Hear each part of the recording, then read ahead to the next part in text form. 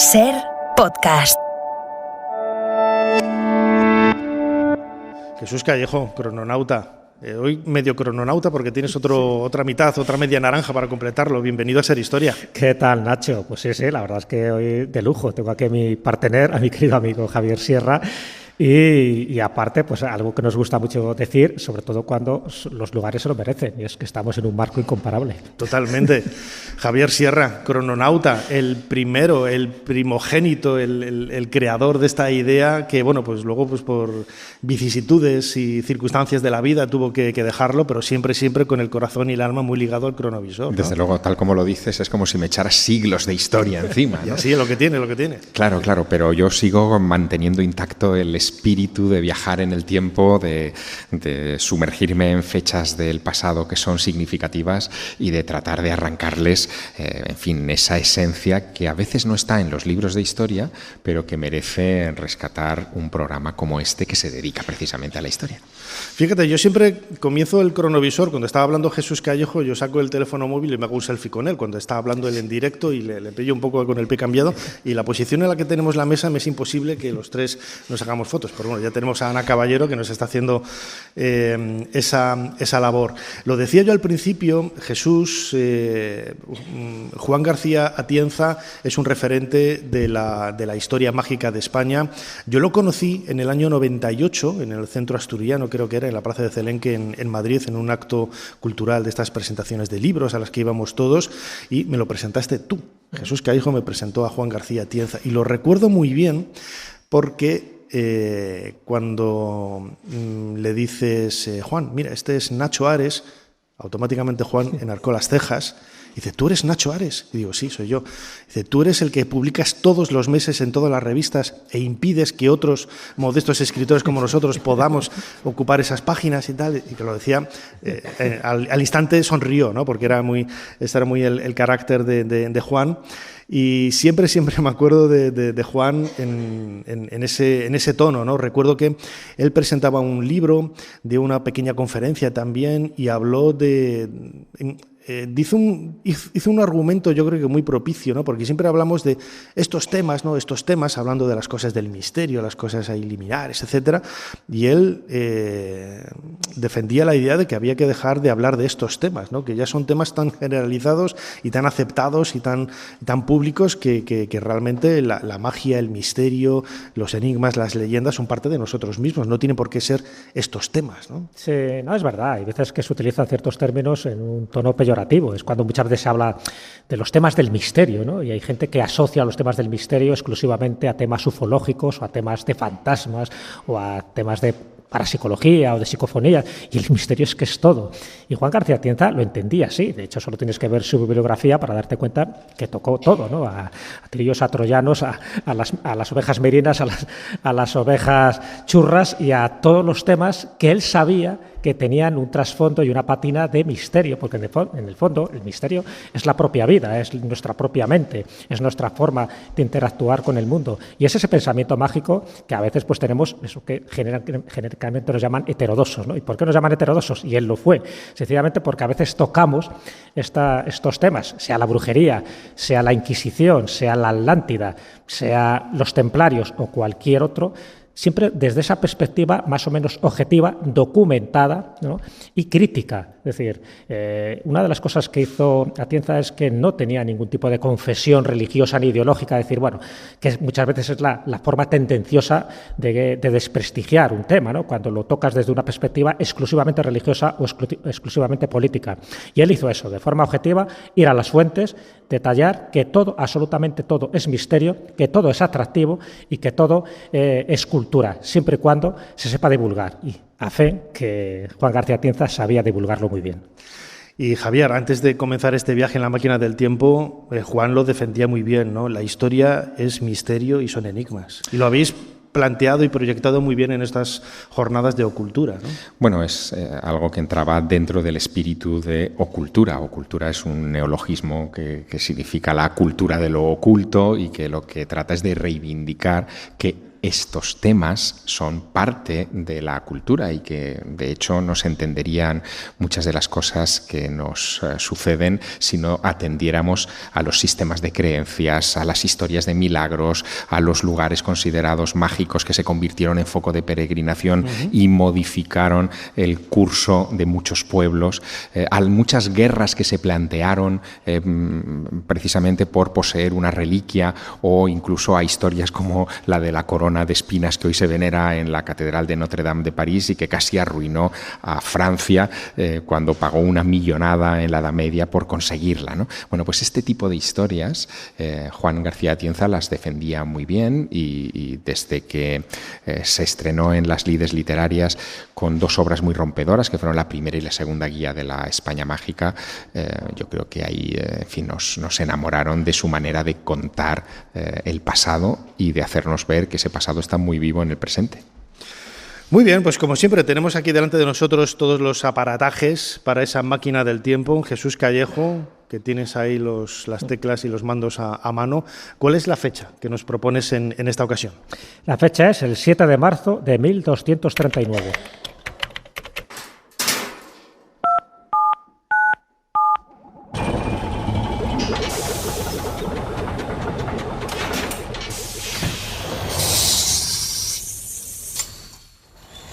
Adelante, pasen.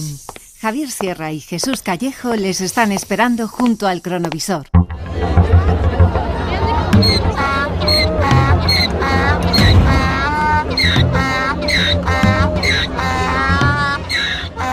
Jesús, creo que estamos en Daroca, en el siglo XIII. Mira, hemos dejado en el futuro a José Luis Corral, que él nació aquí y le hubiera gustado, se ha perdido ese viaje. Tendría que haber llegado antes. Y estamos asistiendo a una procesión donde hay un burro. Cuéntame toda esta historia que estamos viendo. Donde casi había un burro, porque en fin, el burro está muerto. Pero es cierto, vamos a ponernos un poco en contexto. Estamos en presencia de una procesión porque se ha producido un prodigio, que por entonces se consideraba que era un milagro. Y es un milagro de la hostia. Y lo digo con todo el respeto y toda la reverencia posible porque tiene que ver con una sagrada forma que unos días antes obró un milagro. Y nos remitimos un poco unos días antes para darnos cuenta por qué este 7 de marzo se está procediendo a esta procesión dentro de lo que es la iglesia de San Marcos en Daroca, porque el milagro no se produce en Daroca, sino que se produce en Luchente, en una población muy cerca de Valencia. Jesús, el burro tiene muy mala cara, ¿eh? Muy mala cara, ¿no? Está expirando. Lo estoy viendo titubear. Tiene su justificación porque le han hecho caminar durante 200 millas con una especie de ordalía. Pero ¿por qué no se ha quedado en Teruel, hombre? Que es donde debería haberse quedado. Que podría haber sido, porque tenía que elegir entre Calatayud, Teruel o Daroca, que eran los tres capitanes que por entonces formaban parte de las huestes cristianas que, como no, en plena reconquista se estaban dando de tortas con los musulmanes.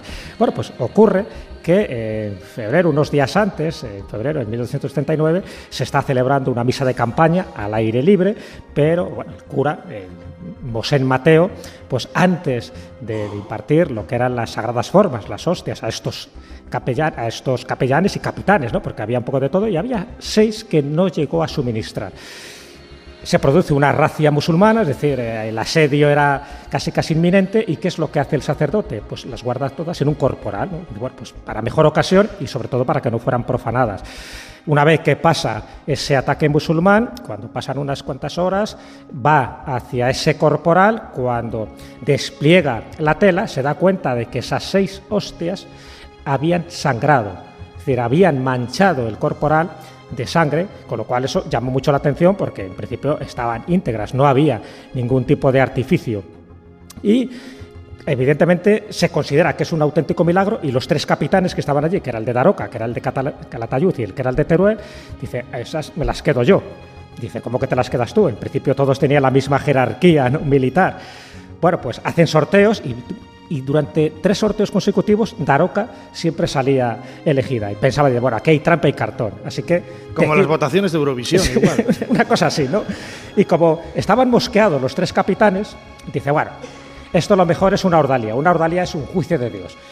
La pobre burra, que está por allí, por cierto, una burra sarracena, dice la leyenda, para que no hubiera tampoco ningún tipo de consecuencia. Dice, una burra sarracena, lo que hacen es que estos corporales, estas 6 hostias dentro de lo que era el paño, las depositan en un cofre de madera y se lo dejan a la burra. Entonces la burra...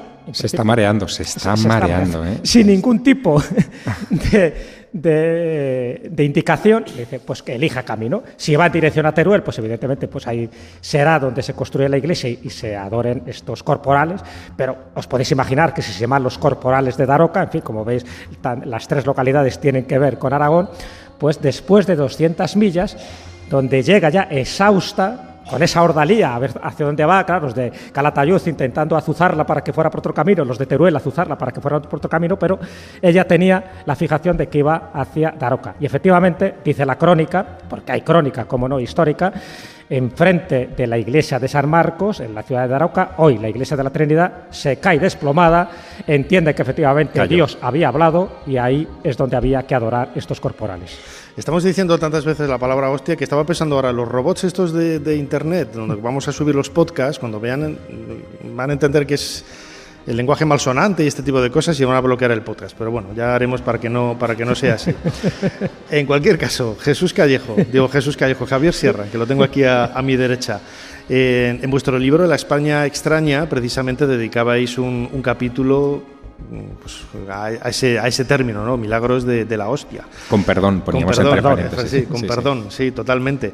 Y es fuera bromas, el contexto religioso en muchas ocasiones está vinculado a esa España mágica, ¿no? Claro, bueno, ahí hay que entender varias cosas. Primero que estamos en el siglo XIII y hay un debate y, en fin, una preocupación muy extendida entre la población cristiana sobre si el acto de la comunión y de la consagración de la Sagrada Forma tiene algún sentido, es decir, cómo se puede entender. Está bien eso de la Sagrada Forma, has metido una cuñica para que nos dé puntos y no nos quiten los... Claro, cómo se puede entender que Jesús esté en ese trozo, en esa oblea, y que sea ingerida por el creyente, ¿no?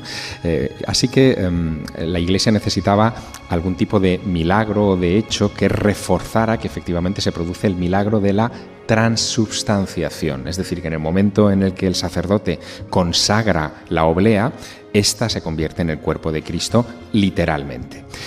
Empiezan a ocurrir milagros de este tipo. El de Daroca no es el primero ni será el último, pero en el caso de Daroca a mí sí hay un aspecto que siempre me ha llamado mucho la atención, y es que esto sucede, como ha dicho Jesús, en 1239, pero las primeras referencias escritas se producirán a partir de 1261. Es decir, hay un periodo que yo lo encuentro en muchas de estas historias, que es el periodo de mitificación. O sea, cuando hay una separación de al menos una generación con respecto a los hechos, es cuando tú ya puedes contar lo que quieras. En la Edad Media más, porque no hay hemeroteca, no hay registros audiovisuales y la memoria es básicamente oral, se transmite de padres a hijos y por lo tanto es fácil manipularla o tergiversarla de manera radical. Eso lo vemos, por ejemplo, en las apariciones de la Virgen de Guadalupe en México, donde desde los hechos que supuestamente se viven con el indio Juan Diego que ve la aparición de la Virgen, hasta que de repente se cuenta la historia y se convierte poco más o menos que en la patrona de América, pasa casi un siglo y en ese tiempo se mitifica el relato. Bueno, pues en Daroca también se necesita mitificar ese momento y se necesita sobre todo subrayar la preocupación por la transubstanciación.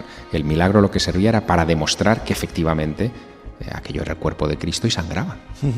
Fíjate, cuando estabais realizando el libro La España extraña, visitasteis Valladolid, yo a ti ya te conocía, y viniste con un amigo que yo en aquel momento, recuerdo que fue el año 96, 97 sería, yo no lo conocía, me presentó a Jesús Callejo. A Jesús Callejo, que está aquí con nosotros, y a Begoña, la parienta, que la tenemos aquí también entre el público, ¿no? Fíjate que estaba pensando ahora que parece que todo ese elemento, ¿no?, de la España extraña nos ha unido, ¿no? Aquí yo, con un modesto presentador de radio, con mis mejores amigos en la mesa, es algo emocionante, y todo canalizado, ¿no?, por la figura de Juan García Atienza y esa España mágica. Jesús, a lo largo no solamente de Aragón, sino de otros lugares de la península, encontramos tradiciones realmente extraordinarias, muy parecidas, ¿no?, a las de Daroca. Sí, lo que se llaman milagros eucarísticos. muy interesante esa reflexión que has hecho, Nacho, porque al final, como dirían los alquimistas medievales, lo semejante tiende a lo semejante. Al fin, estamos destinados a conocernos, o como diría Paulo Coelho, al final el universo ha conspirado para que nos conociéramos y sobre todo, no solo para que se enriqueciera nuestra amistad, sino también para que se enriqueciera un poco todo ese bagaje cultural que luego hemos expresado a través de libros, de conferencias, de programas de radio, etcétera, etcétera, y aquí seguimos todavía dando guerra. Un poco contestando a tu pregunta, Nacho, efectivamente, hay muchísimos milagros eucarísticos, ya lo decía Javier, este no fue el primero ni fue el último. De hecho, en España, por referirme a España, yo he hecho una especie de estadísticas, ya sabéis que me gusta mucho el dato y buscar estadísticas. El país que más aglutina milagros eucarísticos es Italia, en fin, por razones obvias, pero el siguiente sería España. Y en España tengo contabilizados 23. El primero se podría decir que fue en Iborra, en Lérida, en el año 1010, ni más ni menos, y el último estaría en Silla, en una localidad de Valencia, en el año más cercano en el tiempo, 1907, a pesar de que ahora en Moraleja de en Medio están intentando reivindicar un milagro eucarístico que ocurrió durante la Guerra Civil en 1936, pero ha sido comentado en Silla, Valencia, en 1907. ¿Por qué son importantes los milagros eucarísticos y se diferencian de otro tipo de milagros? Porque el de Daroca y unos que hubo posteriormente, en concreto el de Bolsena, que fue en 1263, sirvieron para que se instituyera una fiesta que a día de hoy se sigue celebrando y que en muchos lugares es fiesta de interés nacional y en otros fiesta de interés internacional, que es el Corpus Christi. El Corpus Christi es el cuerpo de Cristo, es la exaltación de la Eucaristía, es la exaltación del Santísimo Sacramento, como así se decía. Entonces, ¿por qué era importante el Corpus Christi? Porque como había dudas en aquella época en qué consistía la transustanciación, porque claro, la gente no entendía muy bien, es decir, ¿cómo que es eso que en el acto de la misa, en la consagración de la sagrada forma de la hostia, dice que Jesucristo, su carne se convierte en esta oblea que luego es ingerida y que su sangre se convierte en este vino que luego es bebido? En fin, eso desde un punto de vista lógico y científico es muy difícil de digerir y nunca mejor dicho. Entonces, bueno, pues había que hacer una fiesta. Entonces la Iglesia en el siglo XIII, porque todo esto surge en el siglo XIII, no solo con Daroca, sino con otros como es con Juliana de Corbillón y sobre todo con Bolsena. Por cierto, en Bolsena se ha determinado incluso el grupo sanguíneo de la sangre, que es muy interesante también este dato. Pero en el siglo XIII es cuando se instituye, además por Urbano IV, la fiesta del Corpus Christi. ¿Pero qué ocurre? Es una fiesta impuesta por la Iglesia, es una fiesta que no entienden los fieles, porque claro, esto de la exaltación de la Eucaristía, del Corpus Christi, no lo entienden.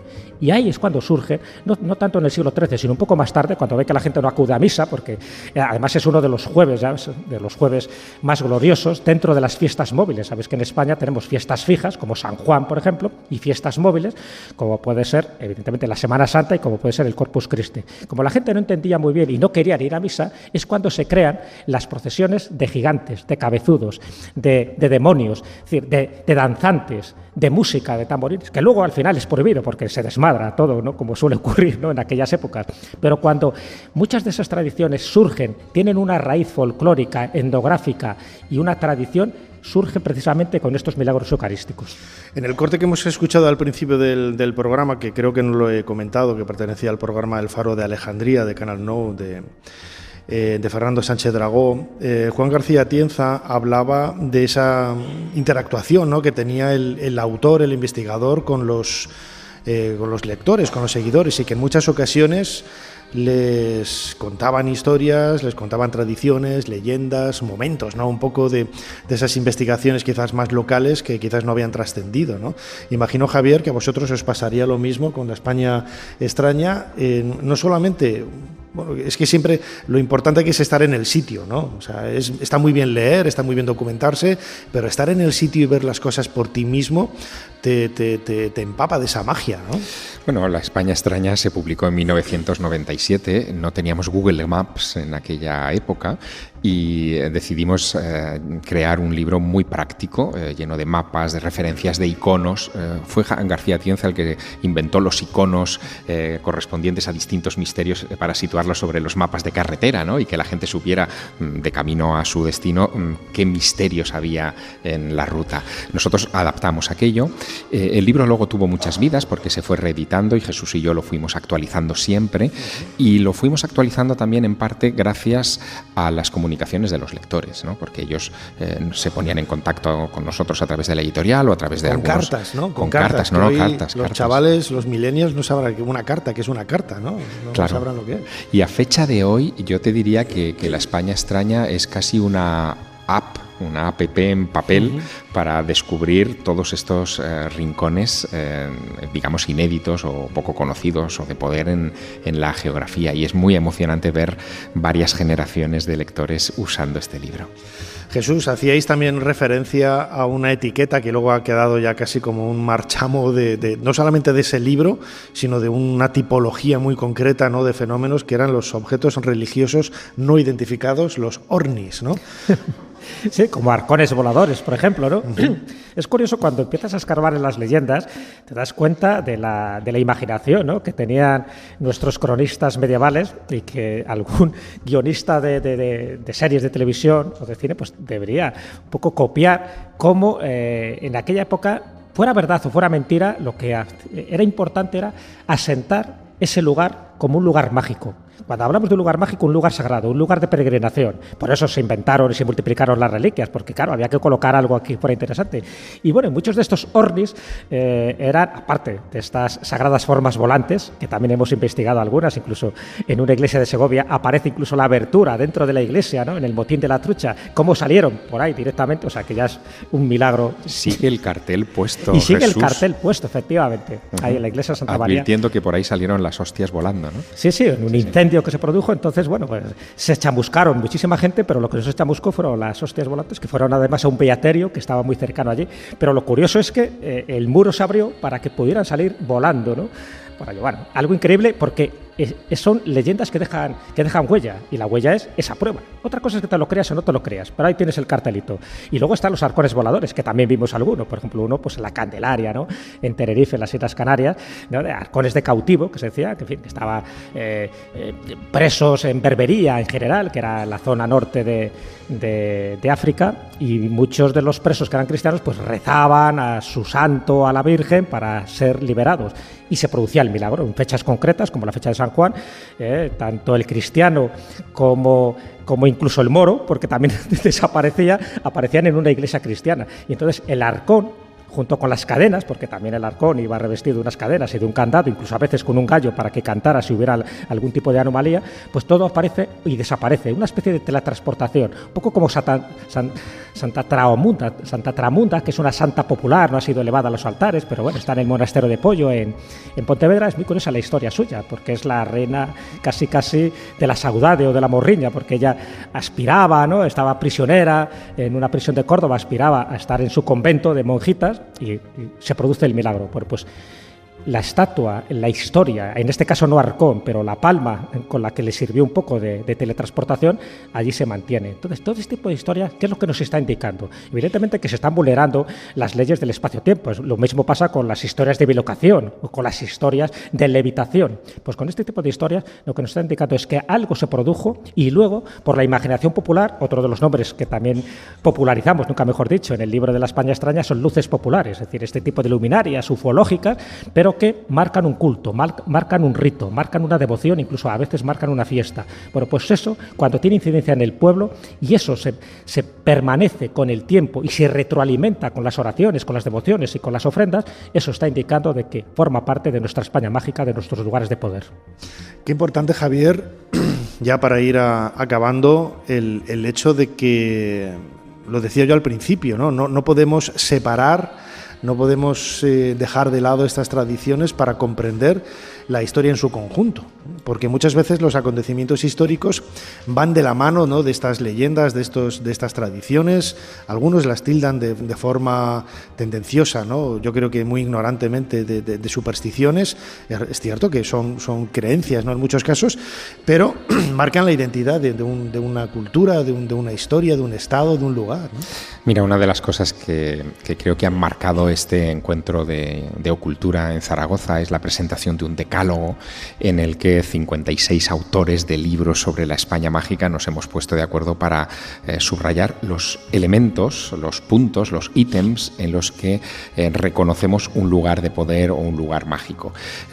Más allá de las creencias, como tú decías, más allá del elemento supersticioso o del elemento más religioso o folclórico, lo cierto es que esos lugares existen, están perfectamente definidos en nuestra cartografía y en nuestra historia, y a veces dejan rastros incluso, por ejemplo, en los escudos de las ciudades, ¿no? donde vemos rastros de esas luces populares que mencionaba Jesús, como por ejemplo el escudo de Teruel. O sea, el escudo de Teruel es un toro con una estrella encima y remite a tiempos de Alfonso II de Aragón, cuando ven un toro caminando y moviéndose encima de él en plena noche una luminaria que no puede ser un satélite artificial de los de Elon Musk, ¿no? Tenía que ser otra cosa. Estamos hablando de 1171. Bueno, aquello es técnicamente un ovni, evidentemente, que queda reflejado en el blasón de la ciudad, pero incluso en la, digamos, en la etimología de los lugares, ¿no? Hay muchos pueblos o zonas que están marcadas con estas historias, ¿no? El Puerto de la Luz en Gran Canaria, por ejemplo, se llama Puerto de la Luz por las apariciones de unas luces extraordinarias en tiempos de la llegada de los españoles sobre la costa atlántica, o no sé, por ejemplo, Castellterçol en el Vallès, en Barcelona, ¿no? Castillo de los Tres Soles, marcada la fundación del lugar por la aparición de tres soles. No hay tres soles en el firmamento, pero ellos vieron tres soles sobre ese cielo y lo consideraron una señal de que allí debían levantar un asentamiento. Bueno, pues todo esto, claro que forma parte de la cultura, y claro que debemos atender a ello de una manera seria, rigurosa, de cronistas. Jesús Callejo, ya como conclusión también por tu parte, la España mágica, no seríamos nada si no hubiera España mágica, que también hay Francia mágica, Alemania mágica, Egipto mágico, León mágico, había que hablar sí o sí. Y todo ello son referentes, ¿no? que dan identidad propia a un lugar, ¿no? O sea, no podemos, lo que le preguntaba Javier, no podemos separar una cosa de la otra, ¿no? Sí, muchas veces ese es el error, ¿no? Que antiguamente caíamos más en la parte, vamos a llamarla, más mágica, más supersticiosa, más espiritual, y olvidábamos un poco también la parte científica. Luego, a partir del siglo XVIII, a partir del siglo de la razón, el siglo de las luces, pues bueno, intentamos que todo fuera más cartesiano, más racional, desligando o pasando a un segundo plano todo ese pensamiento mágico. Yo creo que la clave está en las dos cosas, es decir, saber un poco cómo pasa con nuestros dos hemisferios cerebrales, ¿no? El intuitivo y el más matemático o el más lógico. Pues lo mismo yo creo que es la perspectiva que deberíamos tener ante la vida. Ni reírnos de acontecimientos supuestamente milagrosos, que mira, esta gente se lo cree todo, mira esta reliquia, o mira pues esa toponimia. Es decir, caer en ese error, negarlo todo, ya sabes que es tan erróneo como creértelo todo. Entonces yo creo que hay que tener un pensamiento crítico, pero sin olvidar que nuestras raíces, pero no solo, como tú bien decías, las de España, las de Portugal, las de Francia, las de Indonesia, las de China, nuestras raíces tiene que ver con el mito, tiene que ver con la leyenda, tiene que ver con la tradición. Y ahí nos asentamos, porque son mitos fundacionales, son mitos de identidad, son mitos por los cuales el pueblo, junto con los símbolos, se reconoce y se identifica. Y entonces, si olvidamos eso, olvidamos una parte fundamental de nuestra historia, de nuestro pasado. Y si olvidamos eso, por supuesto, iremos como pollos sin cabeza por el futuro. Por lo tanto, tengamos siempre los pies en el suelo y la mirada en el cielo. Claro que sí, eso es un poco lo que defendía el bueno de Juan García Atienza, a quien hemos querido hacer un poco de homenaje en este inicio del programa especial de Ser Historia, en este marco de Ocultura en Zaragoza, en el auditorio de Zaragoza, de la mano de los dos mejores crononautas, ¿no?, que se pueden tener. Jesús Callejo, nuestro crononauta oficial, ¿no?, ahora en las últimas temporadas, y Javier Sierra, que fue crononauta también al principio. Javier, Jesús, como siempre digo, muchísimas gracias a los dos por habernos ayudado a hacer un poquito más de historia. Gracias a ti siempre, Nacho. Ya sabes que a mí me tendrás la próxima semana, y no tanto a Javier, que seguro que estará por ahí en otra parte de la España mágica. Por eso es un privilegio inmenso haber compartido estos minutos de radio contigo, Nacho Ares. Muchas gracias. Suscríbete a Ser Historia, Todos los episodios y contenidos adicionales en la app de Cadena SER y en nuestros canales de Apple Podcast, Spotify, iVoox, Google Podcast y YouTube. Escúchanos en directo en la SER los domingos a la 1:30 de la madrugada. Cadena SER. La radio.